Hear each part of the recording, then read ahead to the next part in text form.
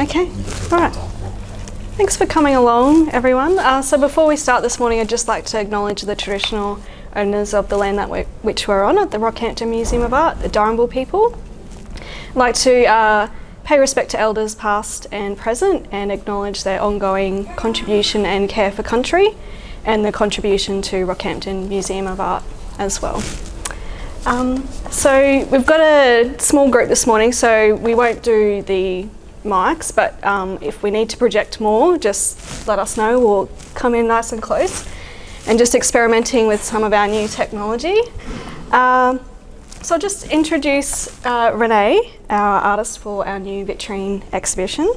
So Renee Kire is an emerging artist who lives and works in Brisbane.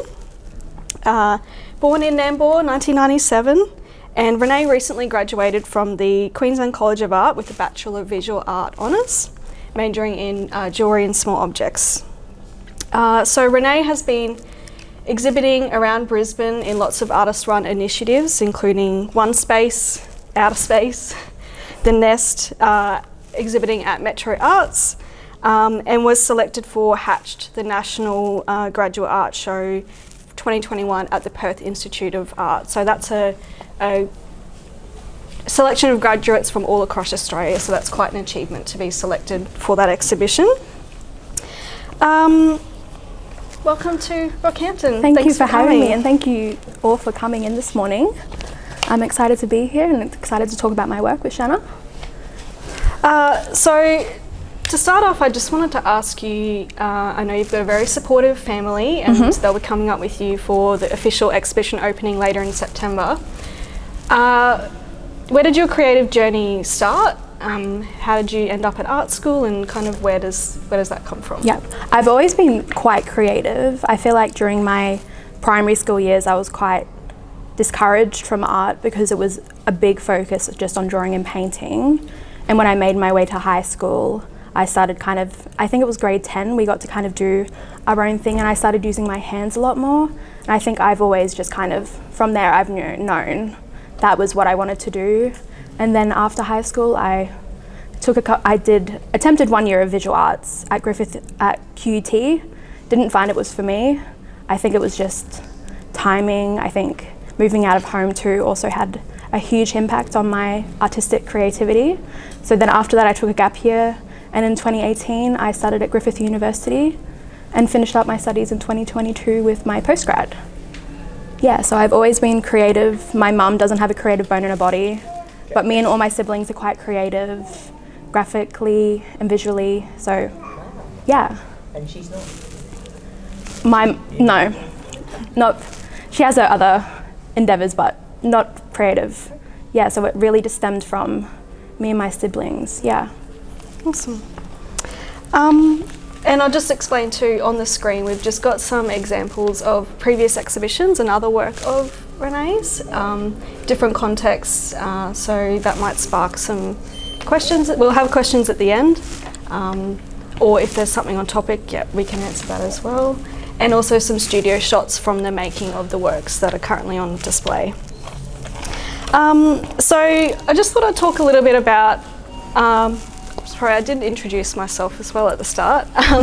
So my role here at the museum is exhibition and production team leader, but it's been exciting that our curators have encouraged other staff and provided us with the opportunity to participate in curating exhibitions. So this is an exhibition that I pitched and was accepted by Emily and Jonathan. So I just thought I'd explain why I thought Renee would be a good fit for our Vitrine gallery.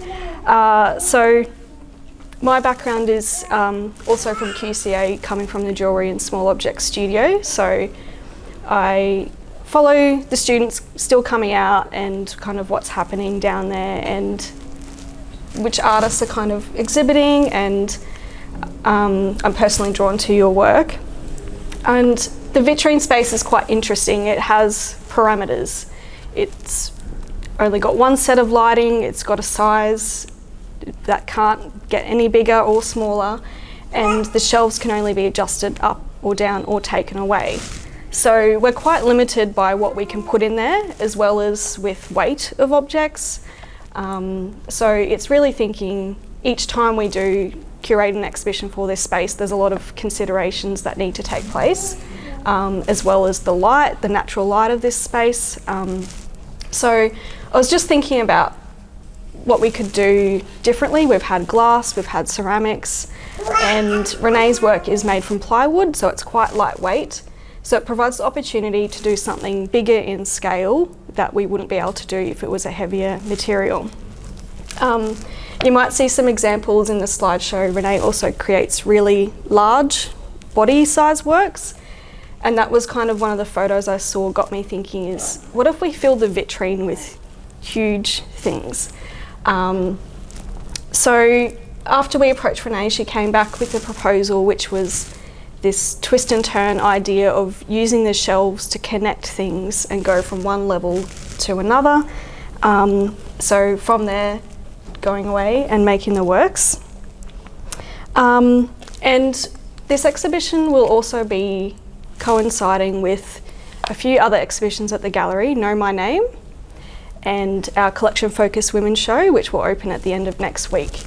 Which brings us to your interest in minimalist sculpture and the history of art and women artists. Yep. And trying to not rewrite but add to the narrative of the way women are represented in this art form. So I wondered if you could tell us a little bit about the history of minimalist art and the experience of women in the era when that was coming in prominence. Yeah. And your reaction to that. Yep, so I think my interest kind of stemmed from my academic learning, because I remember in my first year of university we did like a course about art history, and each week it would be about a different art movement. And I think in week 10 the thing we were getting taught about was women artists, because they weren't represented in any of these other art movements. And I think from there that's just kind of stemmed an interest of mine. And I love a minimalist object, so I think that's kind of what drew me to minimalism. And minimalism was a movement made in the 1950s, 1960s, which was kind of a comment on abstract expressionism that came before it. And they kind of sought to make objects kind of, I think it was Frank Stella said, what you see is what you see, and that was it. And a lot of female artists were making work during this time and were just overlooked, sadly, because I think, like, still to this day, men are defined as being masculine, strong and dominant, and that was what the work during the minimalist movement was. But females who were always so making work during the time, their work was just getting defined as feminine and soft and just not being taken seriously. So I think that's where my kind of these shapes have kind of stemmed from. And I did focus on a few artists during my honours year, and I started off searching Anne Trute. I liked her columns, I liked the personality she embedded into them, and then I started thinking about how can I use the technique she makes and kind of interpret it into a contemporary setting. So I started kind of bending these shapes and curving them to kind of mimic this kind of sense of softness, femininity, especially relation to the body. And so that's how I kind of worked with Anne Trute's work, and she also hand paints all of her work. So I hand paint all my work and do the same vigorous technique she does of sanding and painting by hand multiple coats to get the kind of appearance of the work that it has showing at the moment. I'm trying to think, another artist is Judy Chicago, who's infamously known for her dinner party work, and I didn't even know she was a minimalist artist until I started researching. And once she became famous after the minimalist movement, a lot of her works were already destroyed, so when she's showing her newer exhibitions, all these works are being recreated because there's no original pieces left. Yeah, and Carmen Herrera was another one I liked looking into because she kind of tests the precarious nature of minimalist sculpture, and a lot of her works balance upon one another, and that's where I kind of extracted my works from and kind of made them visually look as if they could topple over, but they're supported by their inner structures. So I think that's where I get the most of my minimalist inspiration from, and it's really just rejecting the notions of masculinity in minimalism while still making an object that inherently appears minimalist to some degree, but kind of revoking from the techniques they were using of mass-produced building materials and techniques. Yeah, and I definitely I didn't know Judy Chicago had this whole minimalist body of work. An incredible body of work, yeah. So it's definitely, and when I was putting together a little presentation for staff, I'm just Googling minimalism, minimalist sculpture. All of the artist names that come up are male artists, and none of them are mentioned in those kind of first looks at the movement, so I think that's interesting. I just want to read a little quote from one of your previous exhibitions that Taylor Hall wrote, which I think really sums up this kind of pushing against that an object is what it is and can't be anything more.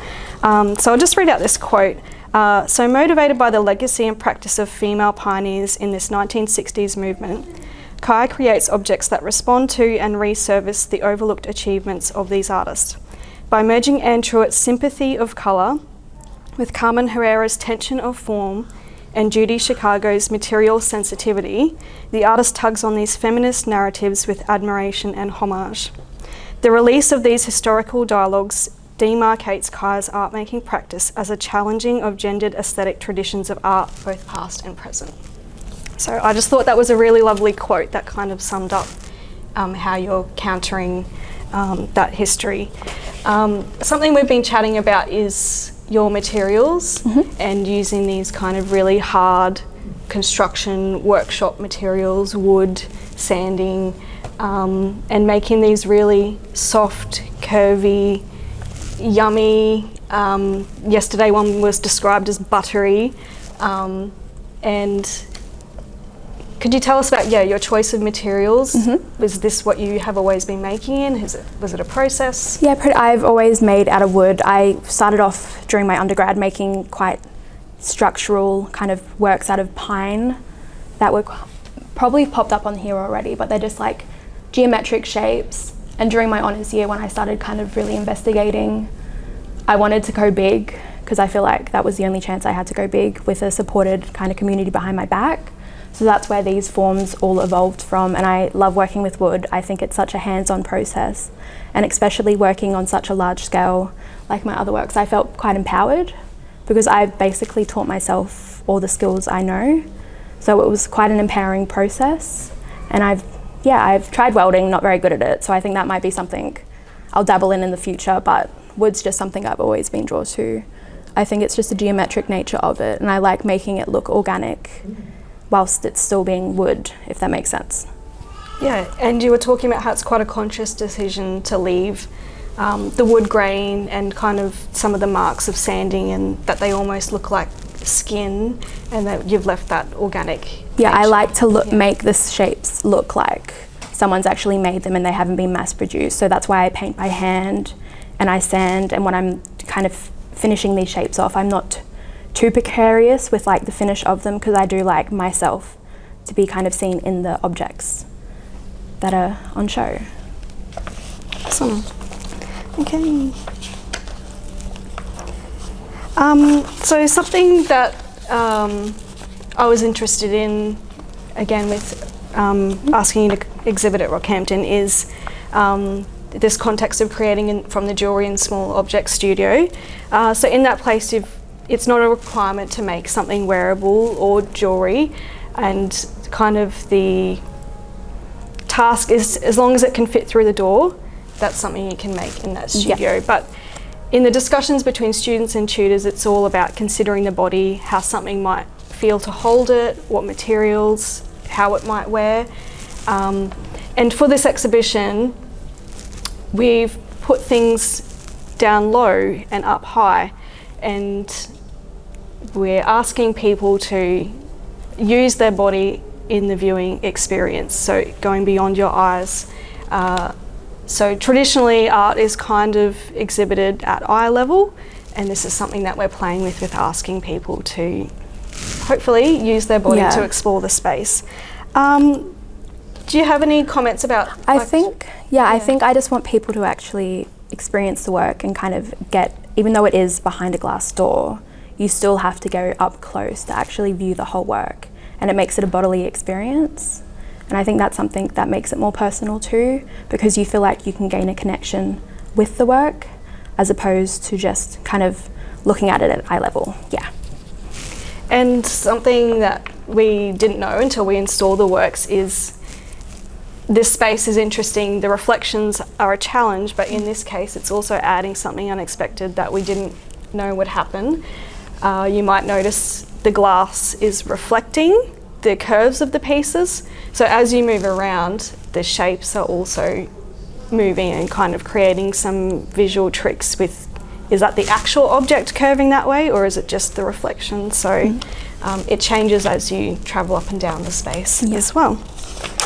I just wondered maybe a few technical questions. We've talked a little bit about your process.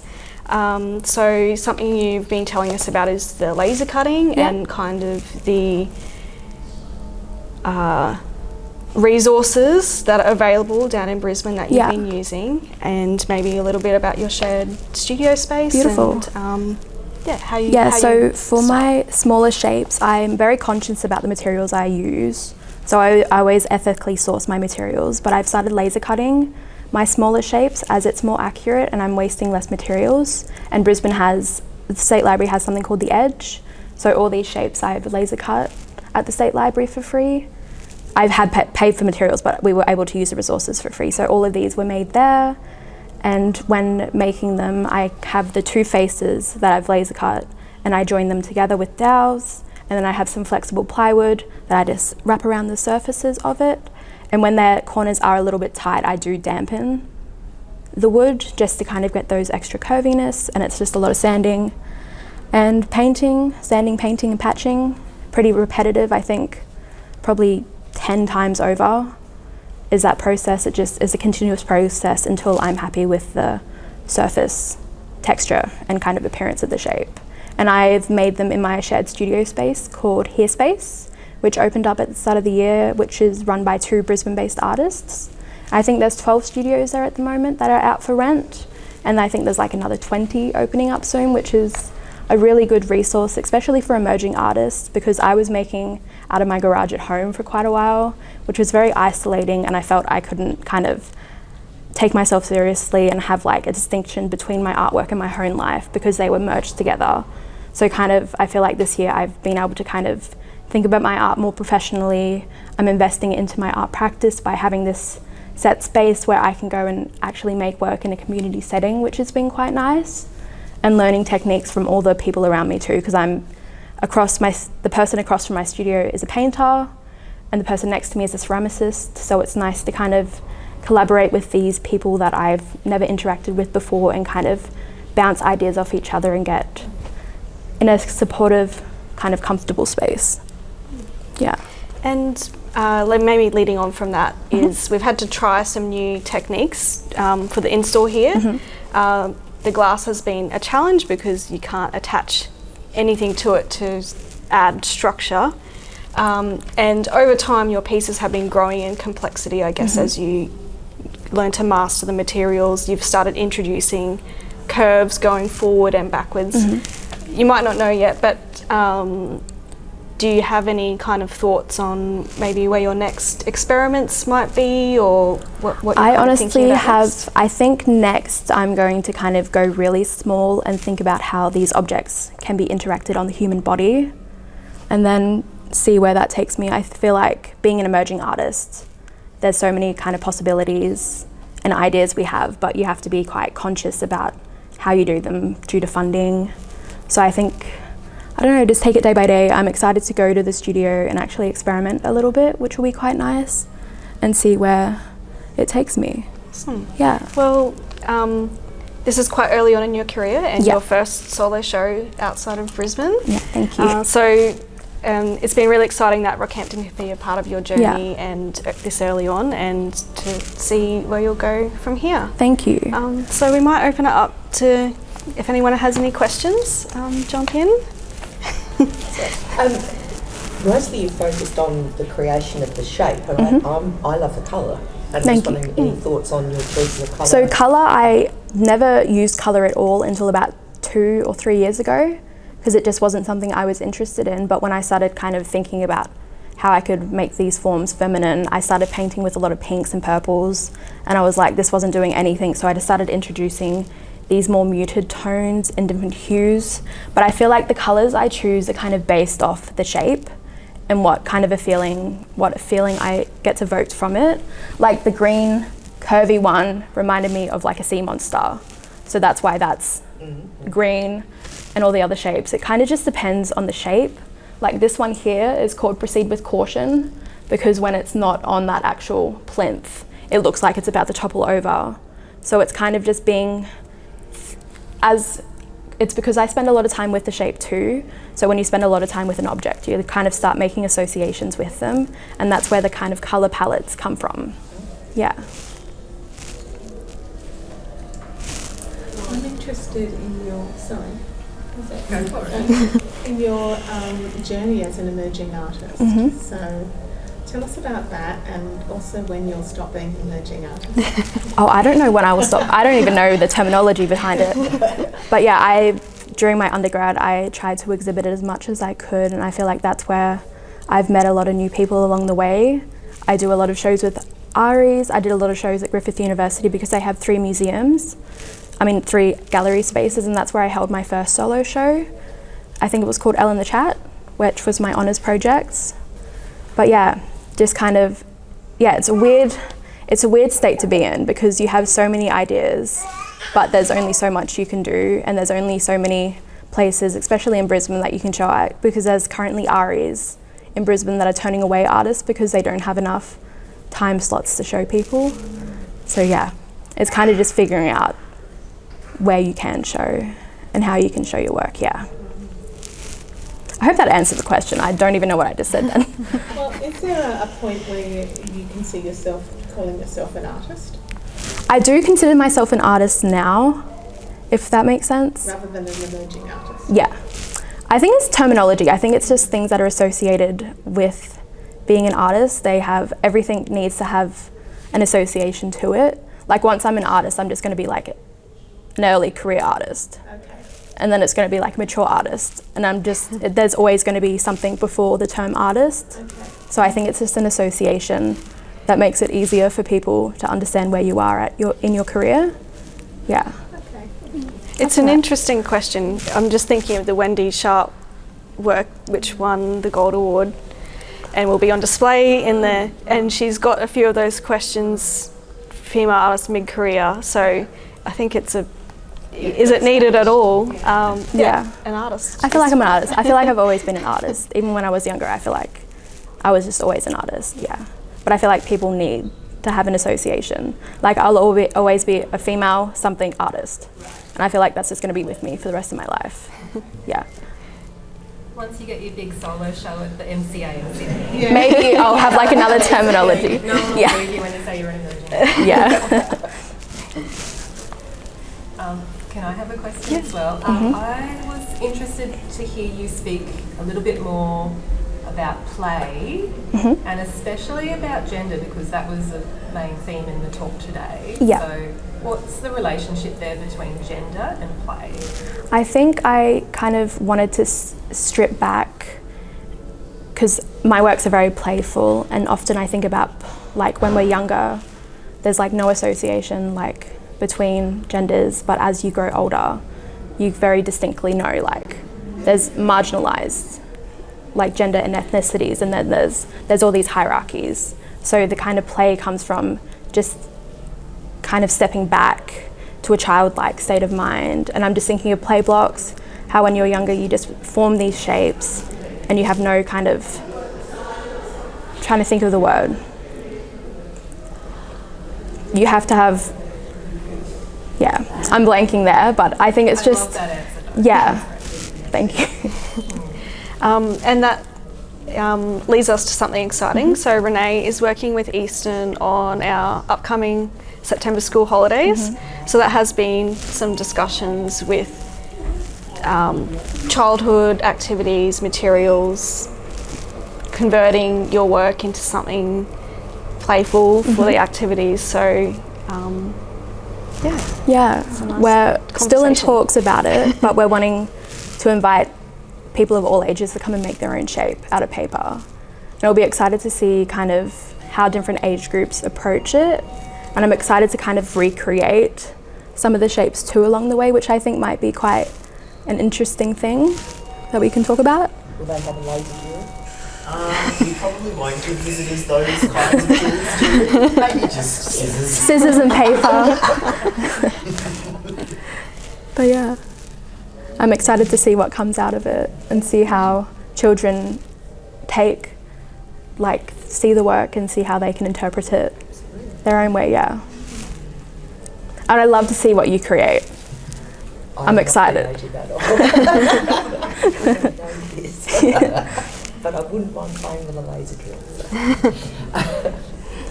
But I can't get over when you said like it's plywood.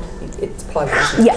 How do you get that curve? I mean, I think of plywood as harsh edges, glued down stuff that if you shave it off, suddenly it's going to break on you. This is how I'm creative. So these faces here are all flat that have been cut out. Oh. Yeah. See, I will. no idea. That's all right. I will be bringing some small shapes for the shop downstairs. So maybe when I bring those down, I can bring like a sample one that people can actually physically touch. Because whenever I show people my work, they're like, how did you make this? And I always have to hand it to them so they can actually feel the work to see how it's been made. Yeah. And it was interesting, as soon as we unpacked them, the staff coming in, everyone kind of wanted to, I just want to. Because you don't expect them to be that light, because my larger shapes I can carry by myself, even though they are quite obnoxious, but I can lift them by myself. So yeah. you're thinking of moving into the performance art space? And Probably not performance art. If you would like to do it for me. I can see that, Renee. But yeah, they're all hollow, yeah. So that's why I'm excited to kind of scale it back a little bit and work with smaller objects and how they interact with the body and see if I can kind of scale that up to something else. Yeah. Any other questions? No? Well, thanks everyone so much for coming along today. And we've got a morning of artist talks and events. And so the official opening is alongside our 2 other exhibitions opening upstairs over the next few weeks on the 20th of September. So Renee will be back with her family for another weekend in a few weeks. So yeah, thanks very much. Thank you guys for coming.